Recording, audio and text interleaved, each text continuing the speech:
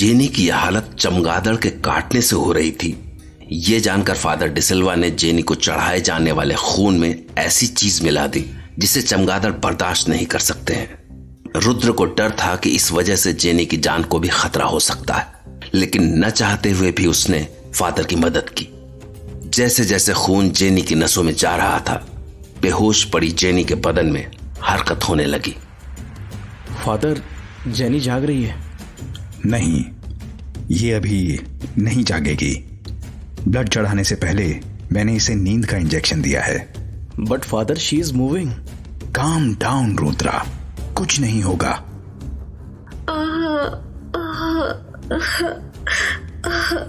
Father, कुछ गड़बड़ है। ये ब्लड इसकी बॉडी को सूट नहीं कर रहा है। देखिए ये कैसे तड़प रही है। रुद्रा, इट्स ओके, कोई प्रॉब्लम नहीं है। लेकिन अगर तुम ऐसे पैनिक करोगे तो प्रॉब्लम क्रिएट हो सकती है। तुम जेनी के हाथ कसकर पकड़ो, वरना इसे चोट लग सकती है। फादर, आपने क्या किया? I want you, stop creating panic और get out of the room.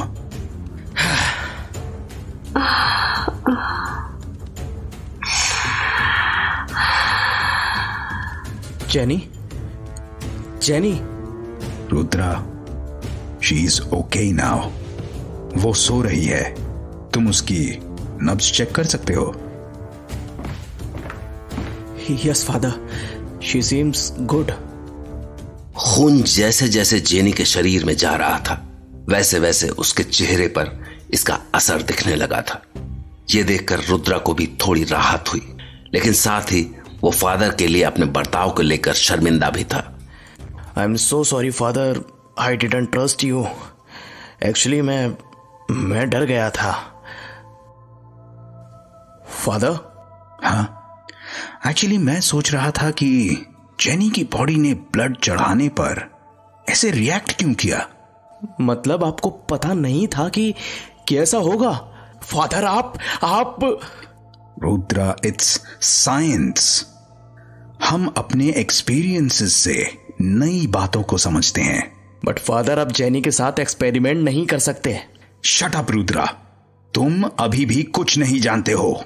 Jenny की प्रॉब्लम जैसे दिखाई दे रही है, असल में उससे बहुत ज्यादा खराब है, और यह बात समझने में तुम्हें बहुत टाइम लगेगा।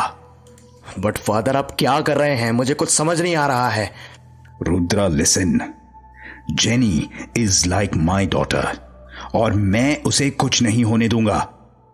अगर जेनी ने आज ब्लड चढ़ाने पर इस तरह से रिएक्ट किया है तो इसके पीछे भी जरूर कोई रीजन है, और शायद मैं उस रीजन को समझ पा रहा हूं। हमारा काम आसान नहीं है रुद्रा, अभी तो हमने चीजों को सीखना शुरू किया है, आगे पता नहीं क्या क्या सीखना बाकी है। कमिंग टू द पॉइंट, मैं अभी कुछ मालूम करने जा रहा हूं, लेकिन तुम्हारे ऊपर एक बड़ी जिम्मेदारी है। अगले कुछ दिन तुम्हें हर रात जेनी को मॉनिटर करना होगा। एक पल के लिए भी तुम जेनी को छोड़कर कहीं नहीं जाओगे। एंड वन मोर थिंग, हम उसका क्या ट्रीटमेंट कर रहे हैं इसके बारे में उसे पता नहीं लगना चाहिए। फादर, सब ठीक तो है ना? सवाल मत पूछो। आज की रात हम सभी के लिए काफी इंपॉर्टेंट है। मैं तुमसे कल मिलता हूं। Okay father. रुद्र को शुरू से ही फादर के तौर तरीकों पर ज्यादा भरोसा नहीं था, लेकिन फादर डिसिल्वा ने हर बार अपने आप को सही साबित किया। इसलिए रुद्र चाहकर भी फादर के खिलाफ नहीं जा पा रहा था। उसने जेनी को किसी बड़े डॉक्टर को भी दिखाने के बारे में सोचा था, लेकिन अब उसे लगने लगा था कि फादर डिसिल्वा जेनी को पूरी तरह सही कर देंगे। फादर के कहने के मुताबिक उस रात रुद्र जेनी के पास ही था। रुद्र, क्या कर रहे हो तुम? आज पूरी रात जागकर मेरी मॉनिटरिंग करोगे क्या? रियली? ऐसे क्या देख रहे हो? देख रहा हूं कि हंसते हुए तुम कितनी अच्छी लगती हो। काफी टाइम से तुम्हें ऐसे खुलकर हंसते हुए नहीं देखा। अब तुम सो जाओ, मैं रात को यहीं तुम्हारे पास रहूंगा। अच्छा, तो मैं सो जाऊं? और तुम रात भर यहीं मेरे पास बैठे रहोगे। तुम्हारे इरादे तो ठीक है ना? इरादे तो ना जाने क्या क्या करने के थे, पर ओए होए, ज्यादा एक्साइटेड मत हो, वरना अभी मम्मी को बुला कर ना तुम्हें नीचे भगा दूंगी मैं। जेनी, अब बातें बंद करो और सो जाओ। तुम्हें इस वक्त अच्छी नींद की जरूरत है। मुझे आजकल सोने से डर लगता है। ऐसा लगता है जैसे सोने के बाद फिर से वही सब शुरू हो जाएगा। मैं रुद्र मुझे नींद में पता नहीं क्या हो जाता है। जेनी, मैं हूं ना तुम्हारे साथ, तुम्हें कुछ नहीं होने दूंगा। अब तुम आराम से सो जाओ। चलो बेड पर लेटो, लो ब्लैंकेट ओढ़ लो और सो जाओ। Good night. Good night Rudra. Jenny इस वक्त दोहरी जिंदगी जी रही थी। उसे बिल्कुल भी एहसास नहीं था कि नींद में उस पर कौन सी चीज हावी होती जा रही थी, और इसी वजह से वो सोने से भी डरने लगी थी। उधर रुद्र अपनी नींद रोके जेनी के पास बैठा हुआ था। रात आधी से ज्यादा बीत चुकी थी और रुद्र पर नींद हावी होने लगी, लेकिन तभी उसे कुछ आवाज सुनाई थी। हाँ, रात भर जागना कितना मुश्किल होता है। और ये आवाज किस चीज की आई थी? ये आवाज तो खिड़की से आ रही है, लेकिन मैंने तो खिड़की बंद कर दी थी। एक बार फिर से चेक करता हूँ। लाइट ऑन करूँ? नहीं, जेनी की नींद खुल जाएगी। मैं टॉर्च ले लेता हूँ। ये खिड़की तो बंद है, फिर आवाज किस चीज की आ रही थी? शायद बाहर से आ रही होगी। यार, रात को हर चीज की आवाज कितनी अजीब लगती है।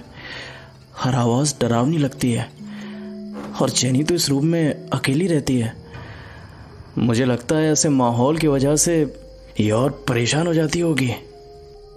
आ गए तुम? हाँ, जेनी, मैं आ रही हूँ। ये क्या कर रही है? ये बेड से क्यों उतर रही है? जेनी, वापस आओ। हाँ जेनी, बेड पर वापस आओ। चलो सो जाओ। हाँ। How scary. ये ऐसे उठकर जागा रही थी। ओ जेनी, तुमने तो मुझे डरा ही दिया था। अब ये क्या था? पक्का ये आवाज खिड़की से आई है, जैसे कोई चीज खिड़की से टकराई है। मैं देखता हूं। यहां तो कुछ नहीं दिख रहा है। टॉर्च की रोशनी डालकर देखता हूं। कुछ दिख नहीं रहा है, लेकिन आवाज यहीं से आई थी। क्या चीज होगी आखिर? मुझे खिड़की खोलकर देखना चाहिए। हाँ, बाहर कितनी ठंडी हवा चल रही है। शायद इसी हवा में कोई चीज टकराई होगी खिड़की से। थोड़ा बाहर झांक कर देखता हूं। ओह शिट, क्या था ये? ये तो एक चमगादड़ है। ये तो यहीं चक्कर लगाने लग गया। भगाता हूं इसे। हे, हश हश हश, हट हश। कितना बड़ा चमगादड़ है ये तो जा ही नहीं रहा है। ऐसा करता हूँ, टॉर्च की रोशनी डालता हूँ इस पर।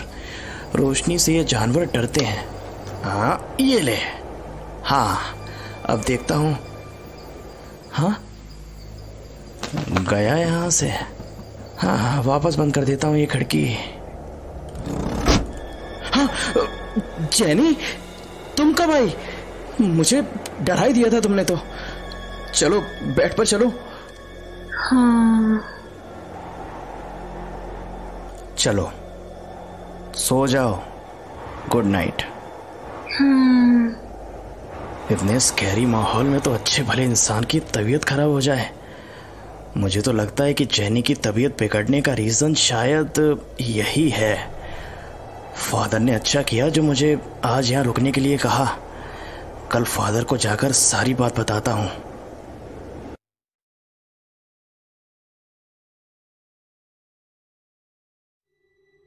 जैसा फादर ने कहा था रुद्रा ने वही किया।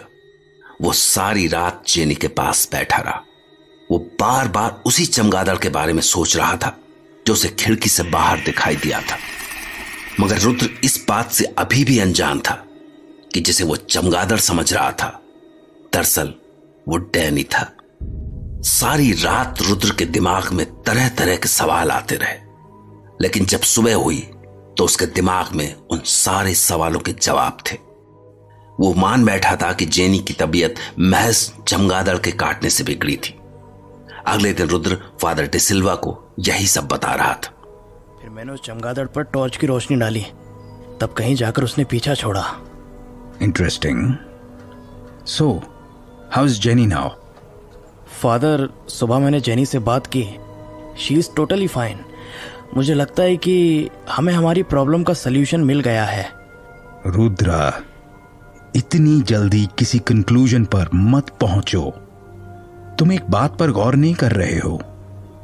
एक मामूली सा बैट किसी इंसान का इस तरह से खून नहीं पी सकता है कि उसकी हालत जेनी जितनी बिगड़ जाए। मुझे लग रहा है कुछ और भी है जिस पर हमारा ध्यान नहीं गया है। फादर सॉरी, मैं एक बात बताना ही भूल गया। ये चमगादड़ आम चमगादड़ों की तरह नहीं था। ये साइज में उनसे काफी ज्यादा बड़ा था। और मैंने एक बात और नोटिस की कि ये चमगादड़ दूसरे चमगादड़ों की तरह इधर उधर चक्कर काटते हुए नहीं उड़ रहा था, बल्कि एकदम सीधे, जैसे उसे पता हो कि कहाँ जाना है, एकदम बास की तरह। ओ माय गॉड, मैंने ऐसा बैट पहले भी देखा है। वो भी इतना ही बड़ा था और वो भी ऐसे ही उड़ रहा था। कहाँ की बात कर रहे हो तुम? एक रात मेंटल हॉस्पिटल से एक पागल भाग गया था। जब उस पागल को पकड़कर वापस ला रहे थे, उस वक्त आसमान में मैंने एक चमगादड़ देखा था। शायद हो सकता है कि ये चमगादड़ की कोई अलग ही स्पीशीज हो, दूसरे चमगादड़ों से ज्यादा बड़ी हो। फादर, क्या सोच रहे हैं आप? फादर। रुद्र, ये कंफर्म है कि हमारा सामना किसी नॉर्मल बर्ड से नहीं हुआ है और अब हमें और भी ज्यादा सावधान रहने की जरूरत है। अभी जेनी को पूरी तरह से रिकवर होने में टाइम लगेगा, इसलिए कल हम जेनी को फिर से खून चढ़ाएंगे। एंड बी कॉशियस, ये केवल एक दिन की बात नहीं है। हमें आगे भी जेनी की मॉनिटरिंग करनी है। और कोई डाउट है तुम्हें? नहीं। अब रेस्ट करो, रात भर के जागे हुए हो। तुम्हें आज भी जेनी की मॉनिटरिंग करनी है। Okay father.